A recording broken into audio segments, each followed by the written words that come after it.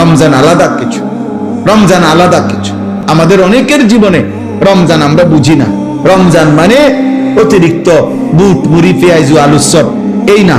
রমজান মানে এইটুকু। বরং একজন মুমিনের জন্য অনেক বড় পাওয়া, অনেক বড় চাওয়া মাহে রমজান।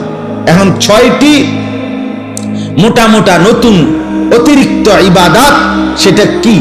1 নাম্বার রোজা, 2 নাম্বার তারাবি, 3 নাম্বার ইফতার, 4 নাম্বার সাহারি, ওই যে শেষ রাত্রে যে খায় সাহারি, 5 নাম্বার এতেকাফ, 6 নাম্বার শবে কদর।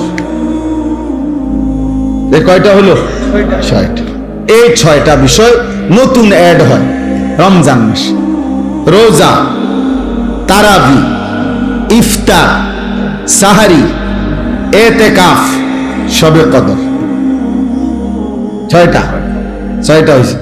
রোজা বলেন, তারাবি, ইফতার, সাহারি, এতেকাফ, শবে কদর। এই কয়টা হলো? 6টা। 1 নাম্বার হলো রোজা। রমজানকে উপলক্ষ করে মহান আল্লাহ পাক রব্বুল আলামিন আমাদের জন্য 1 মাস রোজা ফরজ করেছেন। ফামান শাহিদা মিনকুমুশ শাহরা ফালিয়াসুমহু। আল্লাহ তাআলা বলেন, প্রত্যেক ঈমানদার, তোমাদেরকে বলছি, প্রাপ্তবয়স্ক, আকেল, বিবেকবান, পাগল মস্তিষ্ক বিকৃতি নয়, এবং ঈমানদার মুসলমান, বিবেকবান, প্রাপ্তবয়স্ক তোমাদের প্রত্যেকের উপরে, পুরুষ বা নারী, যারাই রমজান মাস পাবে তাদের জন্য এই মাসের রোজা রাখা ফরজ। এই মাসের রোজা রাখা কি ফরজ।